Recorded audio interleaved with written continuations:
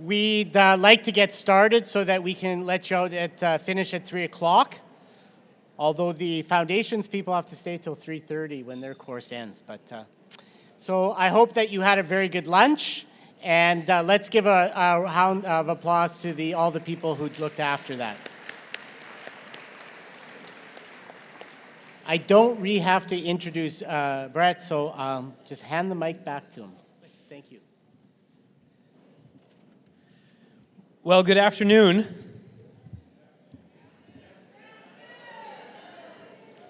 Welcome back. I was delighted both by the questions I got while we were all still together and some of the conversations I was able to have over lunch. It sounds like we were getting somewhere. And I imagine that there were lots of other conversations that I had nothing to do with that were interesting as well. So I was delighted with it. I want to mention a couple things off the hop. There were a lot more questions than we had time for, and Tanis is going to forward them all to me. I have a podcast called Thinking Faith, which you can find on the Archdiocese of Regina website. And I'm going to just work through as many of those questions as I can on the podcast. Me and my co-host are always looking for material. So if you're disappointed that your question didn't get handled, check us out. One of the things we do in the podcast is when I get invited to do a talk somewhere, I say, Eric, can we sit down and talk it out and record it so I can get my thoughts straight in my head? So there's actually a recording, 90 minutes of me talking about the stuff we did this morning that will be released in the coming weeks. So it's my pre-thinking about this kind of thing. And then if I'll deal with some of the other questions that came in, and then if you have further questions, I want to be a resource for the church in that context. So we would love to have you as listeners and people interacting with us. So send us a message. If you listen to one of the podcasts at the end, there's always we say where you can send an email with a question or whatever. So, but I'll start with the questions that I already have that Tanis is going to forward on to me.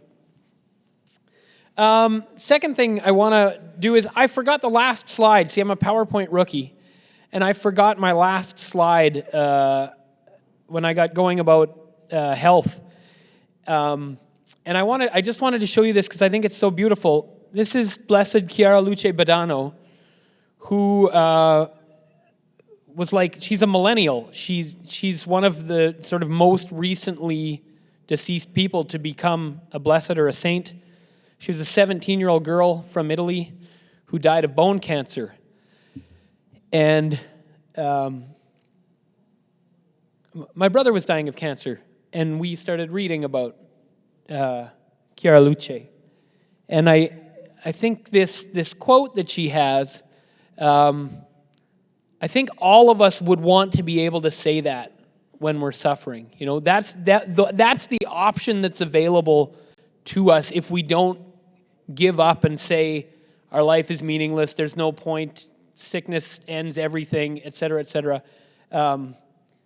And so you see, she's lost her hair from the chemotherapy or whatever, and she still has this beautiful smile, not because she's not sick, not because she doesn't suffer, but because her meaning in life is something so much deeper than that, right? So I couldn't let that one go. I had to show it to you. That's connected with one of the questions that came in. So I obviously I could just take the next hour and a half and just do all the questions that came in. But one of the questions that came in was related to euthanasia and keeping people sort of indefinitely hooked up to technology. And I think it's worth noting that one of the steps we took as a society on the way to euthanasia was a kind of fear of death that led in many cases to over-treatment. So massive technological input in people's lives at the end to eke out an extra day, an extra 2 days, that stemmed from a fear of death and an inability to accept what's coming. And then the natural sort of follow-up to keeping people alive as long as possible was killing them, ironically and paradoxically enough. Because in both cases, you're afraid of the natural outcome. So in one case, you try to control it by prolonging indefinitely, and when that's no longer possible, we end it unnaturally. And so I think one of the things that we can witness to in the world is this dying well, where you don't have to be in a panic either way. Death doesn't have the final victory over us, and we can accept it as what's coming and God's will for us, and a gift that we can make of our lives. And so, this kind of attitude is the kind of person who can face death with that. And when you see it in a 17-year-old girl with bone cancer, it's so real and it's so beautiful and desirable. Like you want to die that way, right? Rather than something else that's so afraid or locked up in itself. So I just wanted to share that because it connected with one of the questions. All right. So the second talk, the first draft of the poster that came out had this talk first. And I wrote and I said, no, can we please do the other talk first? Because this one is way harder. And I'm hoping that they like me by the afternoon before I have to do this one. I know at least some of you like me because some of you said so at the break. So this worked out well. This is a hard talk. I didn't take on the easy subjects. And this is particularly with reference to new developments in our culture around questions of human sexuality. And this is a very difficult question for the church. It's very hard politically. There's a lot of political pressure. There's a lot of ideology. There's a lot of back and forth in media. There's a lot of demonization. There's a lot of shouting. It's really hard interpersonally. Most of us will be impacted by this in our families. All of us, I think, will be impacted by this in our classrooms.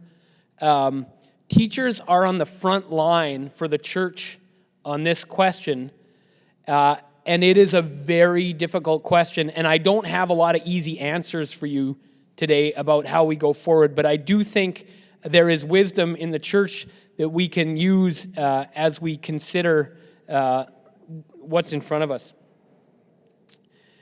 And my starting point is we're often told that we have two options when we're up against a difficult situation where maybe we're working with a person who disagrees with the church, or in the context of a culture that disagrees with the church. We can either stick to our guns, we can hold down church teaching, we can speak the truth boldly in season and out of season, and that's the orthodox option, right? Or we can care for the person. We have a person in front of us who is broken, who is hurting, who needs to know that they're loved, and we have to attend to that person. And we're very often given the impression that we have to do one or the other, that it's actually, in many cases, just impossible to do both. You either have to cave on church teaching to care for the person, or stick to your guns on church teaching and then abandon the person who's in front of you, who's suffering. And it's really easy to see how we get in that problem. But what I want to do this afternoon is show that that's actually a false dichotomy. But what it's going to mean for us is the alternative, the ability to hold them together is hard work. And so we're going to learn that it's hard work, and we're going to see that there might be some ways to get better at doing that work. Pope Francis in the media coverage is very often framed, so many questions around Pope Francis are framed in terms of orthodoxy or pastoral care. Is he going to change church teaching? Is he telling us to downplay church teaching or ignore it? Is he saying, care for the person because the church has never before Pope Francis actually cared for people, but now we will? You have these, right? You have this Francis versus Benedict thing in the media. One of the funniest things I've seen is there's a Catholic blogger who took a collection of quotes from Francis and Benedict, but didn't say who had said which one, and you had to take a quiz and see if you could identify the Pope based on the quote. And it was really hard, and you got a lot of them wrong, because the narrative actually doesn't hold up when you start digging underneath it. Pope Francis himself, in his own actions, in his language, he rejects this false dichotomy. One of the really sort of blunt ways in which he does it, which is sort of shocking, he speaks with very strong language in condemning things like gender ideology. I mean, he uses very powerful language, and then you'll see a picture of him with a transgender person in the Vatican giving him a hug. Right? I mean, for Pope Francis, he doesn't seem to think that upholding church teaching means excluding certain groups of people, or that being inclusive of certain groups of people means downplaying church teaching. He manages to do this, even though in the ways it's reported, it's not always balanced. We're called to do the same thing. We're not to choose one or the other. Well, I'm for the Orthodox option, or no, I'm for the pastoral care option. We actually don't get to choose between those two. So how do we hold them together? I want to start by taking an example from another context, because often we've already got our opinions about the thing we're about to talk about, and we're ready for it, and we're ready to agree or disagree already. So before we get into things that we might be quite passionate about, I want to use an example from another context just to highlight the principles involved, okay? A colleague of mine is a chaplain in Catholic healthcare facilities. He's visiting the residents. There's a woman who's there. She's an ex-Catholic. She says, it'd be great. I really miss receiving communion. And she tells him how she misses receiving communion. And the clear implication is that she's asking him to give her communion. Now, there's rare cases where you don't have access to minister of your own tradition, and there's desperate need, maybe death is imminent, whatever, where that might be not even unorthodox. It may be within the Orthodox thing to give someone communion in certain very specific circumstances. But that's not her circumstance. So he's in this awkward situation. There's a person who's asking for communion, who, according to the Orthodox understanding, should not be receiving communion in the Catholic Church at this time. And he has to decide what to do. Now, if we accept this dichotomy between Orthodox and pastoral care, it's pretty easy to see two options for the chaplain in this case. He could take the Orthodox road and say, nope, no communion for you. You're an ex-Catholic. Not only are you a non-Catholic, you are in fact a person who's explicitly broken communion with the Catholic Church. Communion for you is ixnay, right? Orthodox answer. Or, in this same false dichotomy, we could say, well, what's really important is the concrete care of the person in front of us. This is a person with spiritual need. We cannot abandon this person. We should bend or even break the rules laid down by the church in order to be present and loving to this person, right? Now, I don't know about you. If that's the way that the question is framed, most Catholics I know are going to go with option B. Love is the bottom line. This is what we're about. It overrules the canonical and theological whatever arguments. This is about love, and so we break the rules for this person. I'm going to say if those were my only two options, I'd probably go for option B too, though I don't think those are our only two options, so that doesn't really mean much. But here's what happens. I think next slide. When we imagine our two options are the Orthodox answer or the pastoral care answer, we let ourselves off the hook.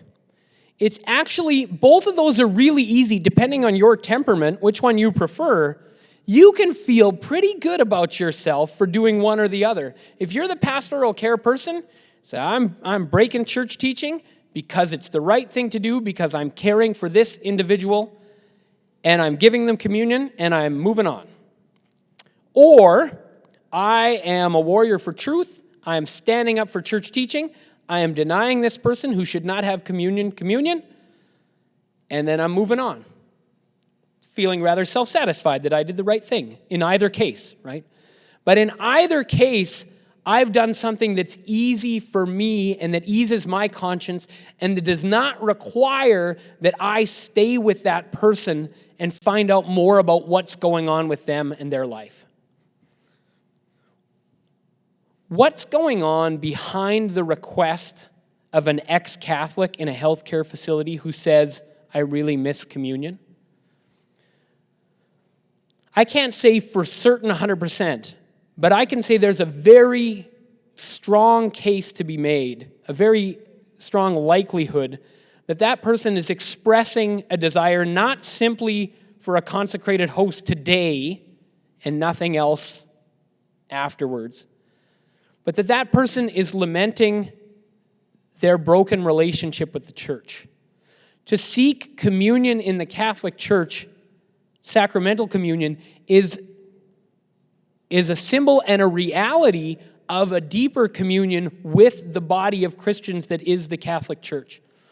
To give someone communion and move on when their deeper question might be, what is my relationship with this church that I was a part of, that I miss, and I'm sick and I might be dying? That person might be asking you for reconciliation with the church. And what a beautiful gift it would be if you could give a person reconciliation with the church over their time in a healthcare facility, maybe before their death. But if you opt for either, I'll just give you communion today and break the rules and move on, or I will shut you down and tell you that's not allowed and move on, we close off that option, that deeper possibility of reconciliation with the church that would have taken some work on our part and some journeying with the person and some talking with them and some finding out where they're at and what are their wounds and what's their history and are they angry or are they hurt and where are they at with their family and what happened with them in the church anyways and why did they leave and what's your story? What's going on? How did you end up here wanting communion from me? If I don't put in the work to find out that person's story, I can offer them cheap grace in either case. I can offer them the true answer, or I can offer them, illicit communion. But I've not taken the time to be with the person who is asking for something from Christ's church, right? So I share that with you because I want that to be a framework for us when we're presented with very difficult questions, and we're tempted to either go with let me use my scare quotes, an orthodox answer or a pastoral answer. Be very careful. If the answer is really easy on you, because you don't have to invest in the person, it's probably not pastoral or orthodox. You're probably not doing your job as a Christian. Does that make I'm a little worked up here. It sounds like I'm speaking harshly. Sorry.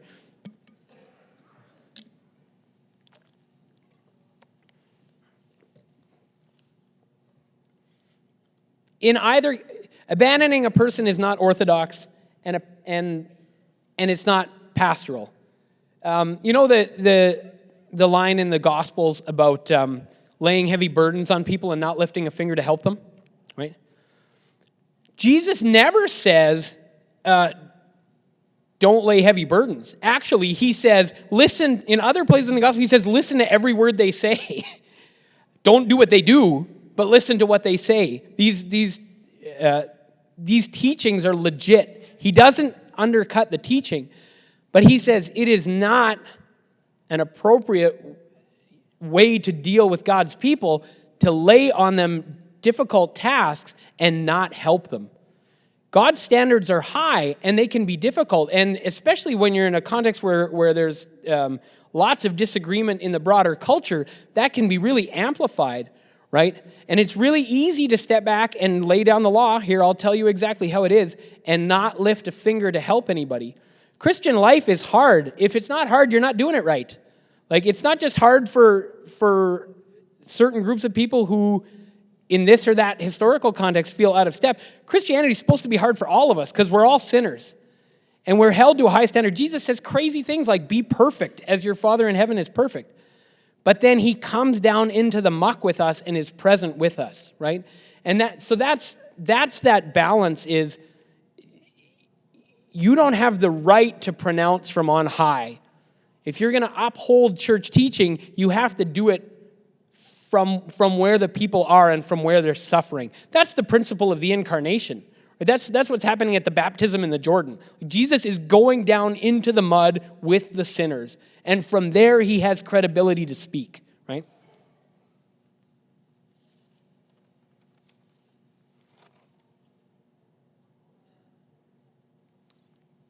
All right. Again, lengthy quote. This is from Caritas in Veritate, but just check out the highlighted part. Without truth, charity degenerates into sentimentality. Love becomes an empty shell to be filled in an arbitrary way. The church's teaching is not opposed to loving a person in this or that context, but it's there to discipline us so that we don't take the easy out and leave a person hanging who might be asking a lot more of us than just an agreement with their position or their situation. Church teaching holds us accountable to stay with the person and seek their genuine good. It is so easy and so tempting to give permission, to wink and nod at church teaching. I just heard a story of a couple. They shared this story. They thought they were done in their family, but they were looking at sterilization for the husband, and they knew the church didn't think that was something people should do, and they went to their priest to talk to him about it, and he said, "Yeah, no, that's good. You've had your kids. Carry on. Get your vasectomy." And later on, they became very troubled by this and felt sort of very broken in their marriage, and they went and got it reversed, and then they weren't able to have children anymore, and there were a few miscarriages, and it was a very sad story. But they said, we thought we were going to the priest to get permission, and he was very happy to just give us permission, but what we needed was someone to accompany us because there was something that was sitting uneasy in us that we needed attending to, and what we got was a pat on the back and go carry on. And they were pastorally abandoned, and it came back to haunt them in their marriage, right? The church's teaching is there to discipline us to not abandon people to easy answers.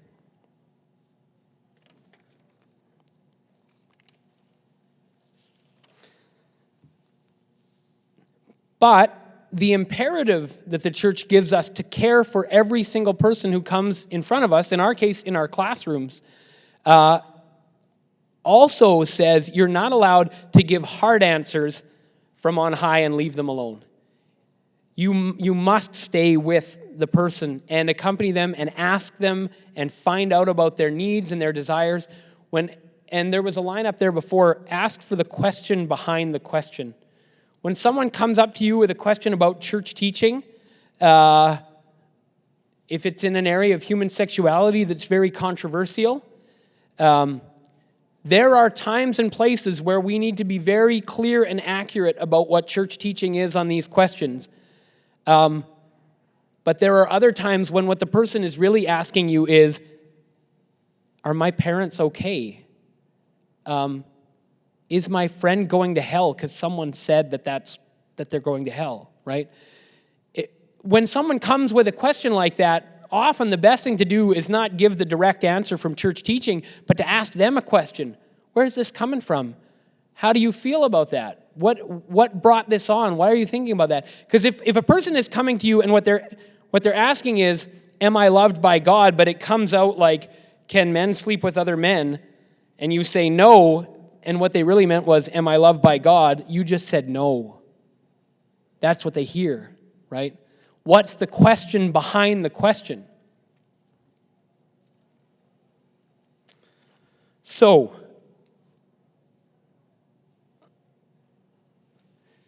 in a context like today where there is immense ferment in the culture, and unless you guys are a really strange group, there is wide disagreement in this room right now on this question. I mean, that's a sure thing. I don't walk in here naive about that, right? If we are in a context where there is this kind of wide division between people and where a lot of the language that people use is really inflated, it's angry, there's a lot of people who are hurt, doing this work is really, really hard. And it requires a lot of sensitivity, and it requires a lot of creativity. And I want to talk about those two things. I want to talk about sensitivity and how we do that, and I want to talk about creativity and how we do that.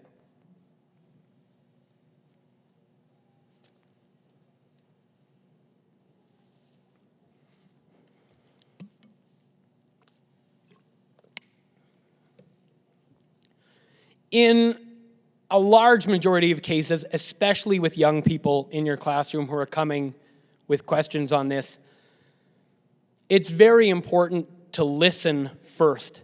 If they're asking you questions, ask them questions. I had an encounter just last week with a young woman. She's the leader of a club.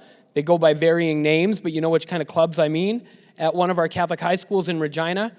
And she, in her presentation, said something like her LGBTQ friends are very hurt because they know what the church says about them.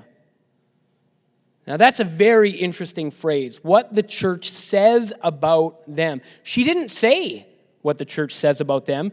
She assumed we all knew what the church says about them, and it wasn't good. Now, as a theologian, I'm dying in the audience. I'm like, no, which document? Like, where, what, give me a quote. What does the church say about who, where? Like, let's be clear. So I approached her after, and I asked about this phrase, what the church says about them. Who, where, like, what is this thing? And she looked at me like I was from outer space, like, I don't know what the church says about them. And there was one obvious answer. This took me by surprise. An Old Testament passage saying a man should not lie with a man. That's what the church says about them.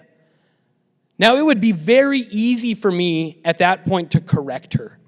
Actually, miss, that's not what the church says about them. Here's the catechism where it talks about how all people are worthy of dignity, and in the case of homosexual people, they're all unjust discrimination is to be avoided. I could have pulled out the church documents and said, here's what the church actually says about these people. And she wouldn't have cared at all, because I was someone who had no relationship with her. I was a stranger. I was a church expert, which did not help my cause. A church expert is the enemy. And if I stepped in right there and started correcting her, I would have been perceived as being at the very least sort of daft, and at most maybe like even violent, right? We use the language of violence a lot for things that aren't physical violence these days, right? So I didn't take the opportunity there to explore church teaching. I just asked open-ended questions. Oh, how, where did you hear that? When did this come up? And I found out about the club and the teacher she works with and the club and all that kind of stuff. And now someone might say, I missed my opportunity and my duty to teach Christian faith and doctrine in that context.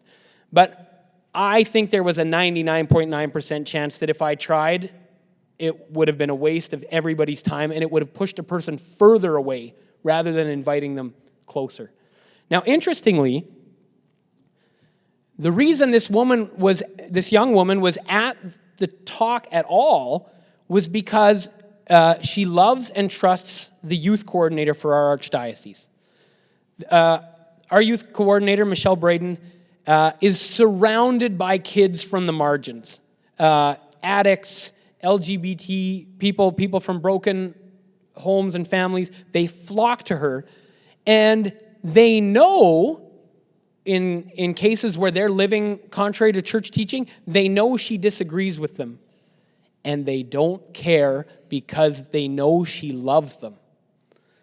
This woman who disagreed with the woman who invited her to give the talk knew that she disagreed, and she came anyways because she felt welcome and safe there. Now, if I step in as the theologian and start lecturing her about all the theological and scriptural distinctions that she's messing up, and I'm not going to help anything. The person who can help her is Michelle, who she loves and trusts, and who she can talk to. Now, a theologian in a parish event does not have the relationship to step in to those kind of contexts, but teachers do. I met that woman for 15 minutes one night. You spend days and months and years sometimes with students. And sometimes you're one of the only people they can talk to, right? You have the context to care for the person so that when the time is right for clarity on church teaching, you can offer it, right? But you only get to do it, and you only have any chance of doing it effectively if you're actually in a relationship with a person who might come to trust you. Now, what this means, here's the third point. If you're going to be in that position where the question might come, you got to know what you're doing. Now, I said this morning, not everyone needs to be an expert on everything. And so sometimes knowing your stuff means knowing someone else who knows their stuff that you can go ask, in a pinch when you really need it, right? But misrepresentations and misunderstandings of church teaching on this question are rampant. I would say I'm fairly confident that I hear church teaching on these questions misrepresented more often than I hear them accurately represented. It happens all the time, and it happens both by people who reject church teaching and may not be all that interested in presenting it accurately because they want to make it look bad, but it also happens from people who think they are representing church teaching, and some of whom even think they agree with church teaching end up misrepresenting it. We can maybe do a little bit of detail on some of those issues in Q&A. We won't spend the whole talk on getting that down exactly. But people have heard things that are damaging that the church never said. How many of us have heard it said that the church says homosexual or same-sex attracted people are disordered? Have any of us heard it said that they're disordered? I suspect more, I'm seeing a few hands, I suspect more of us have heard that. This is common language in the media that the church calls homosexual or same-sex attracted people disordered. I won't go into all the detail about where that language comes from, but what I will tell you is this: a human person, according to the Catholic Church, is not even the kind of thing that can be disordered. Human people cannot be disordered. And so if any child or young person comes to you and has heard that the church says that they are disordered, or their friend is disordered, or their parents or their aunt or their uncle or whoever, the church says people cannot be disordered. Acts can be disordered. Inclinations towards acts can be disordered. I do them most every day. So do all the rest of you, right? We all do The Catechism calls lying disordered. It doesn't say people are disordered. It says language is ordered towards the communication of truth. Therefore, language that is not ordered to the communication of truth is disordered. It doesn't say people. People are, right? That's just one example. A second example, how many people have gotten the impression from somewhere that the Catholic Church thinks we need really rigid gender distinctions? Some of us have heard this. It's not uncommon that that's the presentation of church teaching. Pope Francis actually says in Amoris Laetitia that one of the things that would help in our current context around transgender question is less rigid gender distinctions. If our cultures had less rigid images of masculinity and femininity for young people, fewer people would say, oh my goodness, I don't fit the ideal. We live in this strange time where if you go into children's toy stores and clothing stores, there are hyper-feminized and hyper-masculinized clothing and toys for young people. If you heard about like girls' Lego, they made Lego just for girls that has girly colors. Like, what is that? I mean, if that's not a rigid gender, right? So now you're a girl who's like, I didn't think there was anything wrong with the original Lego. Am I not a girl? Like, what's going, right? The Catholic Church is not in favor of like uber strict, over-defined, rigid gender roles, right? And Pope Francis says as much. So those are just two examples. I could spend far too much time going into more of them. The point is, those kinds of examples actually do damage to people. People hear things that they think the church says about them, and they feel condemned by it, and it's not even what the church actually says. So it's really important to be clear on those things. If you don't know, find someone who does, right? A fourth thing on sensitivity. Very few of us have the credibility to speak to these questions in today's culture. You have credibility if you were investing in the young people, if you're actually with them. But another way people have credibility if it is actually their own experience. And so people we really need to listen to, because not that we don't listen to other people, we should be listening to all kinds of people, because this is a new question and we haven't figured out everything on it, and it is also a time for listening. But one of the groups of people that we really need to listen to that are extremely marginalized, because they get marginalized by both sides, are Catholics and others who've gone through these struggles and found freedom in church teaching. And some of their stories are remarkable. I have a friend, and this is his story, and he's so nervous. He says, when I was in school, if no one would have told me that I was a man and that I could be a man, and that these other things that I was worried about my masculinity didn't really matter all that much and weren't essential to being a man, I probably wouldn't have the beautiful life that I have today with my family. And I may have ended up in a very destructive lifestyle because I was on that path. And so for him, he's very anxious that kids are not given the opportunity to hear what he heard, right? So to hear the voices of the people who've gone through that and say, what was their experience? Now, this ties in with the next point. These people are not sticks with which to beat other people whose experience does not map onto theirs, right? You don't get to say, look, he got his stuff sorted out, so you need to too, right? We have now the pattern for you. Just think like this guy thinks, and then you'll be okay. That's just pronouncing from on high and leaving people to their own devices again, right? But rather, engage with the person's experience. What did this person say that sounds like your experience? What did he or she say that doesn't? How does this relate to your experience of yourself, your growth in self-understanding, et cetera, right? These open-ended questions that allow engagement with real people and not just with categories. Oh, you're one of those, right? We know how to fix those. You just do like that other person, right? No, every person is a unique individual.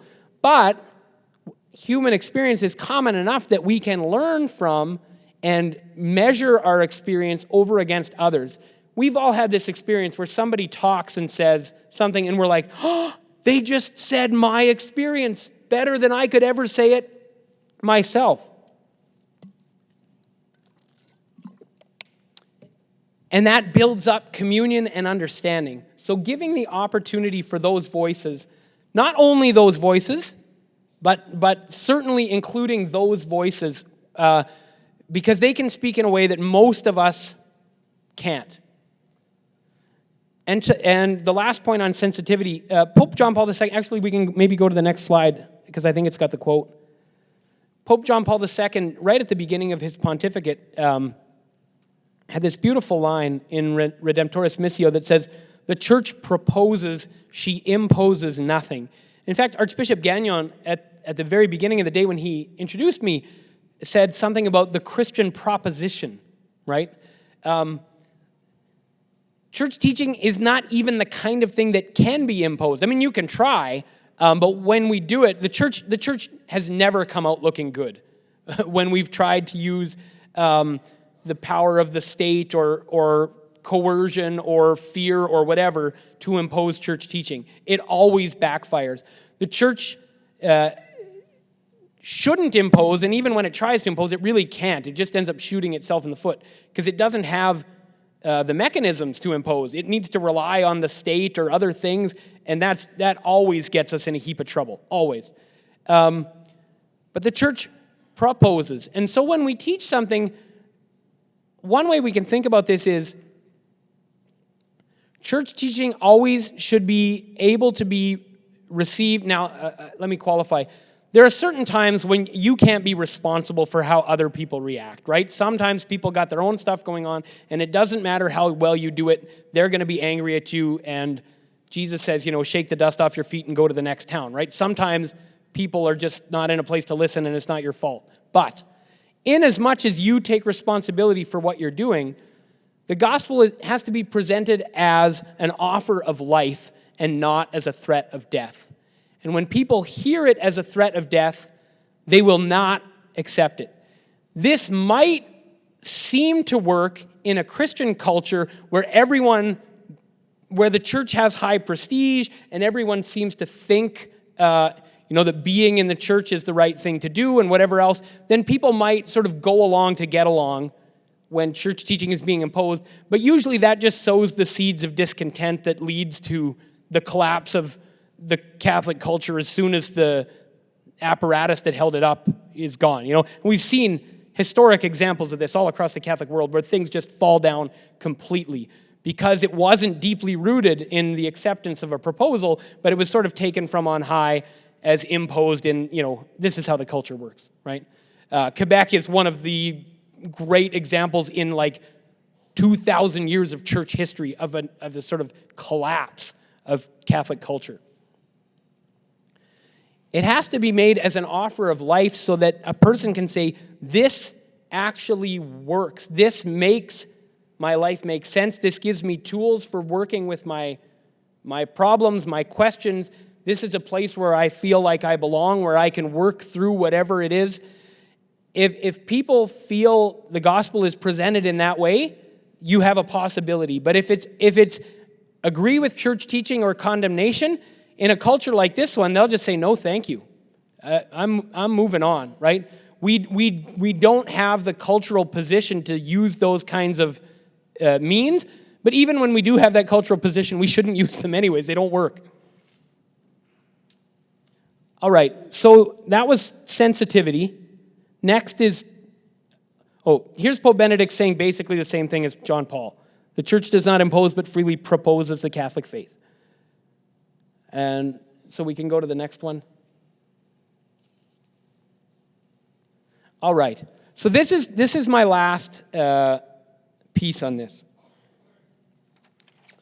To respond in a context where the church and the culture are so far apart, and when we as a church, as different members of the church, disagree with one another and have a hard time talking to each other and don't know or understand what the other person is saying, we need a lot of creativity. Now, what I don't mean by creativity is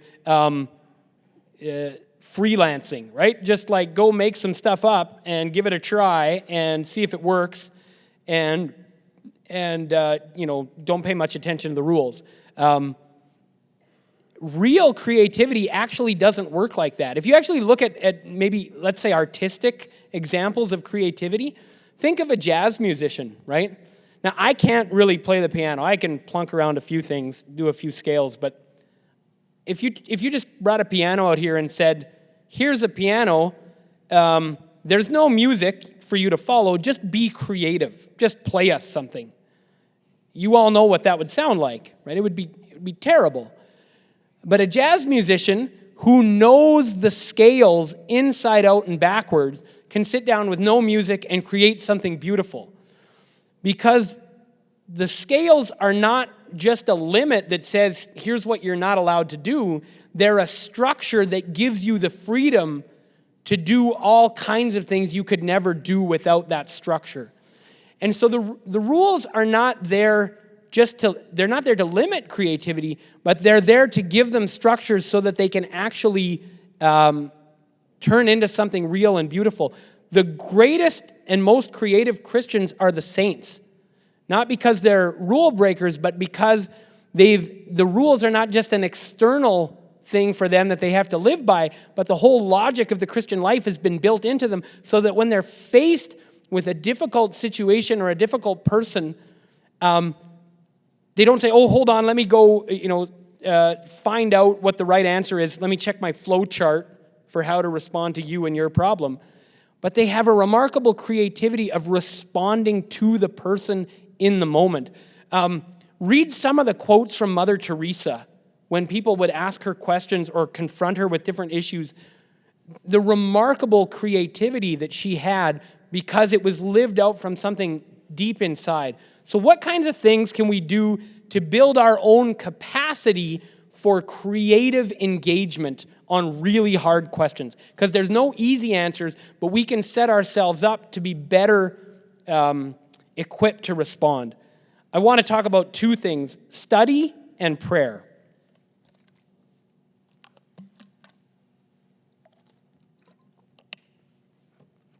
All right, the first thing on study is to recognize, and this goes back to what I said earlier about know your stuff in terms of church teaching. Church teaching on many issues, but on these issues in particular, is very often lost in translation. The church is using a set of language that the world does not use. It's using a set of philosophical categories that the world does not use. And so lots of times when there's miscommunications, it's not simply ignorance or ill will. Sometimes it's just lost in translation. These are difficult concepts, and we're coming from such different viewpoints that we have a really hard time talking to each other. Getting to know church teaching in response to the problems that the world is presenting us with. What are the real questions out there? What are we faced with? And what are the best answers we have? And maybe we don't have the best answers yet. Maybe we're still working on responses, right? But we're engaging with where are the real questions coming from, and how does this relate to the church's understanding? And where does the church have very definitive things to say, and where does it not have very definitive things to say, but has places for learning and understanding? Just knowing the difference between some of those things is important. The second thing on this is it's very easy, especially if we disagree with the church, it's very easy. This happens, by the way, on every issue. Social media is doing this to all of us, that we just read things that we already agree with. Social media feeds us over and over. It knows what we like, and it feeds us more of that. And so instead of being exposed to more and more points of view, we get exposed to fewer and fewer points of view, and we read things that already confirm what we already think. This is actually extremely dangerous, both for ourselves, but it's very dangerous for a culture to have a bunch of people who never read each other or what people who disagree think. So if we, say, disagree with church teaching, it would be very easy to read more and more things that advocate against church teaching. It would also be very easy to do the opposite, right? To read more and more things that are supportive. It is valuable that we are familiar with what people who disagree with us think on these issues. That's extremely valuable. The work of translating doesn't work if you don't know what the other person's language is, right? Knowing what people who disagree are saying is very important work.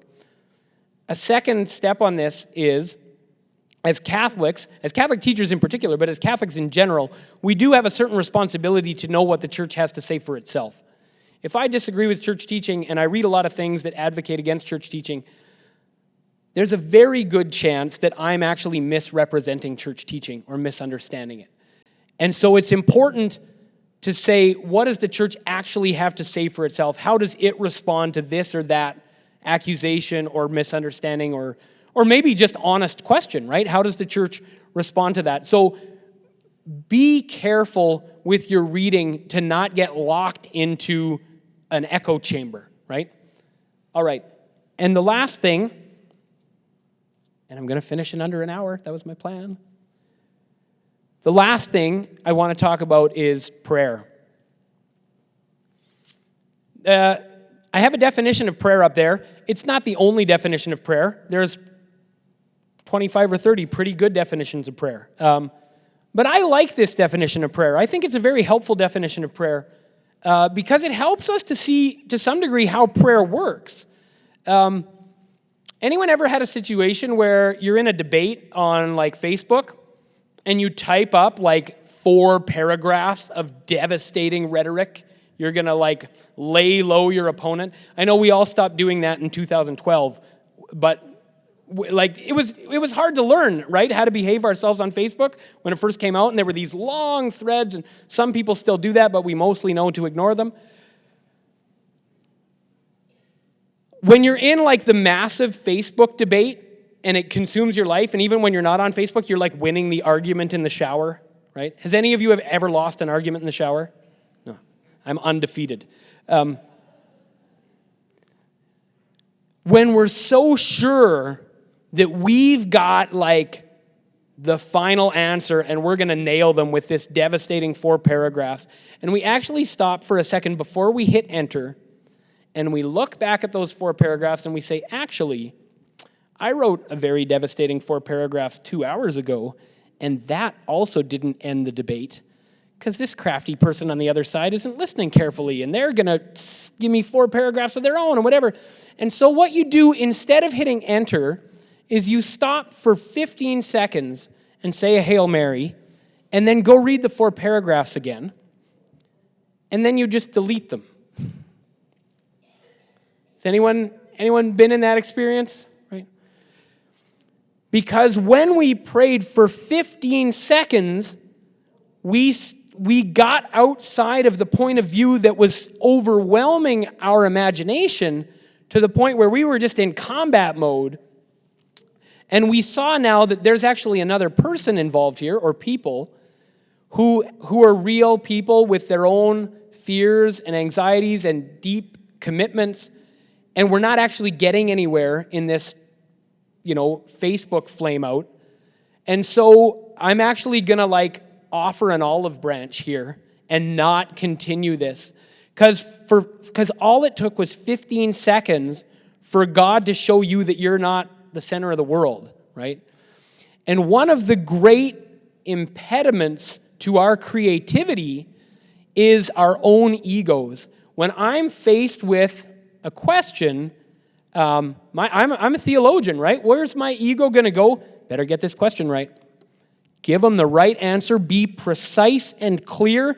Don't let them leave here with the wrong answer. You got to nail this. You are the theologian, right? But if I step back for a minute and say, actually, theologians aren't the be-all and end-all, and sometimes there's an encounter with another person that doesn't need first and foremost the accurate theological exposition, but maybe we need to start somewhere else, then my ego as a theologian just got decentered, and now I'm considering the other person, right? And now I have a possibility to be creative by responding to the real person and their real need and not responding to my own expectation of my responsibility in this situation, right?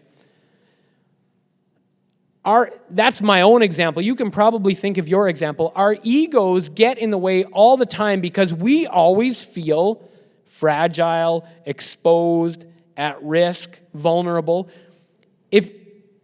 If you're in the Catholic Church and you agree with the Catholic Church about its teaching on human sexuality, you feel vulnerable, exposed, and ready to be ridiculed at any time the subject comes up. Guess what? If you're in the Catholic Church and you disagree with the Catholic Church on the Church's teaching on human sexuality, you feel vulnerable and exposed and ready to be exposed to ridicule at any time that comes up. Nobody feels safe We're in a room full of people who probably disagree with each other, and we've all had awkward conversations where we both felt that we were the persecuted minority.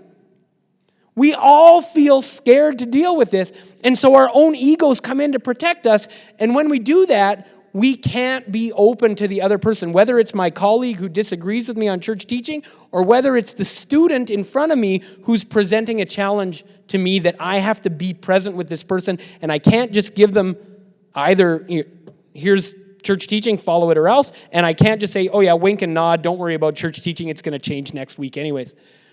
When I don't have those options, I need to be able to get outside of myself and see that other person at the center of this drama. And we see so much of our lives as we're the center. Social media is terrible for this too, right? We're all our own movie star, where we curate our own personalities. We're all the center of the show all the time. And prayer takes us back outside of that and allows us to focus on another person, and that opens up the possibility for a creative response to them. I can't give you a bunch of easy answers about what that creative response is. I'm sorry, I can't actually do that. But I can tell you that if you put in the time in the library and on your knees, studying and praying, you will be better equipped when you disagree with someone else in the church on this, when you're faced with a person who needs your care now. Here's the thing, maybe you're faced with a person who actually is at the point where they need to hear church teaching. That's not always easy to be able to tell. And if your own ego is out of the way, it's a lot easier to be able to say, this is the time to introduce it. They're offering themselves for that at this point, right? So prayer and study, super important. When we live at a time in history where there's this much tension around a given question, we really want to duck the tension. We'd rather it just resolve itself in our preferred way quickly. It's not going to happen. We're faced with new questions, and this is going to work itself out slowly, and we're going to look back in 50 years, and things are going to look a lot clearer in hindsight. But right now, we're stuck in the middle of it. And as long as we're in that, what the church needs is saints who can endure that tension and not abandon either the teaching of the church or the care of the individual person. And as teachers, we're called to be in that space to hold that tension.